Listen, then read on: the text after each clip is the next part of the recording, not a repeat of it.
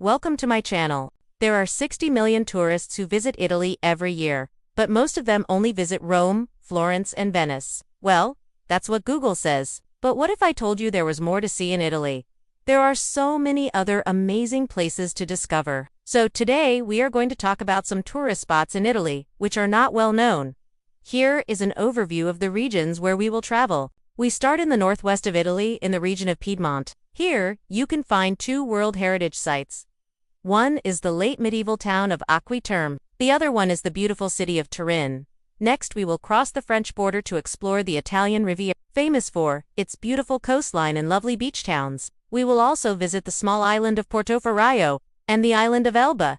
After that, we will go to the south and visit the unique city of Matera with its famous cave dwellings. Then we will cross the Adriatic Sea to the heel of Italy, where we will visit two national parks, the Gargano National Park and the Pollino National Park.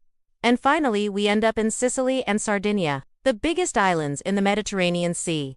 So let's start. The first place we are going to visit is the beautiful city of Turin, in the region of Piedmont. This city is known for its Baroque architecture, its elegant squares, and its stunning museums. In the past, it used to be the capital of the House of Savoy, the Italian royal family. The royal palace of Turin was the seat of the royal government from 1647 until 1947. Today you can still admire this palace, but also the impressive Mole Antonelliana, one of the symbols of the city. This building used to be the tallest building in Europe. It is now home to the National Museum of Cinema. Another must-see attraction in Turin is the Egyptian Museum, which is the second largest museum of its kind in the world after the British Museum in London. It houses a collection of over 30,000 artifacts. One of the most popular ones is the famous bust of the pharaoh. Next, we are going to the Italian Riviera. The Italian Riviera is a string of coastal towns situated in the north of Italy between France and the sea. It stretches from the Gulf of Genoa all the way to the French border. This area has long been appreciated as a luxury destination thanks to its mild climate, beautiful beaches, and glamorous resorts. Some of the most famous towns are Santa Margherita, Ligure, Portofino, and the city of Genoa itself. Genoa is a huge port city and has historically been one of the most important maritime republics in the Mediterranean. Nowadays, it is a modern city with historic buildings and monuments. Be sure to visit the historical center of the city, which has narrow, winding streets and charming squares. The next stop brings us to the island of Portoferraio is an island in the Tuscan archipelago, just off the coast of mainland Italy. It is the only inhabited island of the archipelago, and the main reason to visit is its beautiful beaches and coves.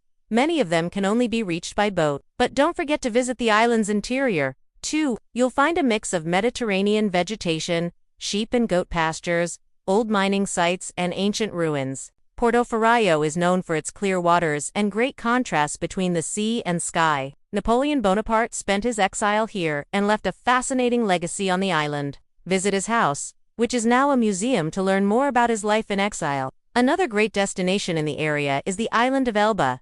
Elba is part of the Tuscan archipelago and consists of a rugged coastline and hilly terrain. It's covered with thick woods, high mountains, and crystalline waters. Elba has long been known as a summer destination for those seeking relaxation and tranquility. Visit the famous beach of Cavoli or the unique village of Marciana Marina. It's an authentic gem of a village and is famous for its natural harbor. Our next stop takes us to the south of Italy to the city of Matera is a city in southern Italy built into the side of a ravine. It's famous for its unique cave dwellings, a type of housing carved directly into the soft sandstone of the ravine walls. These caves were used for centuries as homes and are now a UNESCO World Heritage Site. Other highlights of Matera include its impressive cathedral and its traditional Italian architecture. Don't miss out on the Sassi district, which is the oldest part of the city. It's a maze of narrow streets and alleys leading to plazas, churches, and shops. Next, we travel down south to the heel of Italy, to the famous Gargano National Park.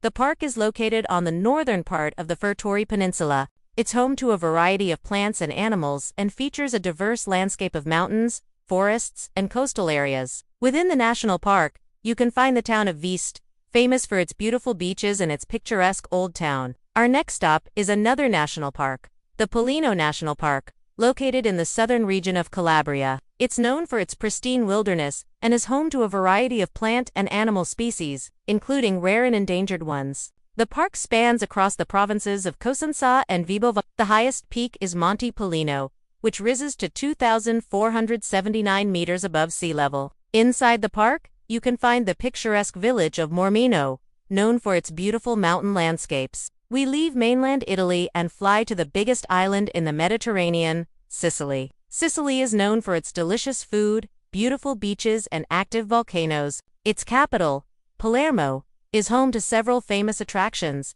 such as the Cappella, a chapel inside the royal palace of Palermo that was built in the Arabo-Norman style, or the Catacombs of the Capuchins, an underground tunneling maze filled with mummies. If you're interested in art, don't miss the wonderful paintings of Antonello da Messina at the Pinacoteca di Sicily. And of course, no trip to Sicily would be complete without visiting the Valley of the Temples. This is an archaeological site near the city of Agrigento that contains the remains of 7 Greek temples. They are among the best preserved examples of ancient Greek architecture in the world. Another amazing attraction in Sicily is the island of Lampedusa, part of the Pelagic Islands. The island is known for its beautiful beaches and crystal-clear water. The most famous one is the Beach of Rabbit, which is considered one of the most beautiful beaches in the world. And finally, we arrive in Sardinia, the second biggest island in the Mediterranean Sea.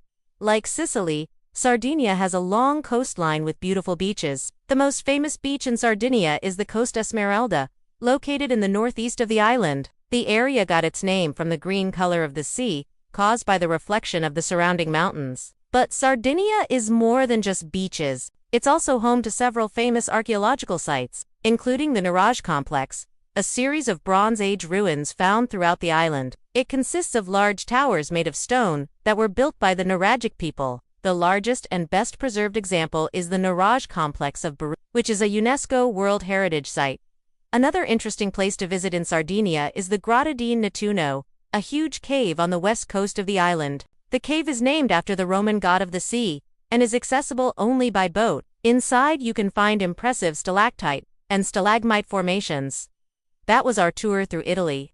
Hope you had a blast checking out these awesome spots. Let me know in the comments which region you would like to explore in more detail in one of our next videos. If you want to see more videos about Italy, check out the playlist. Please subscribe to get notified when I publish new videos. Thanks for watching. Until next time.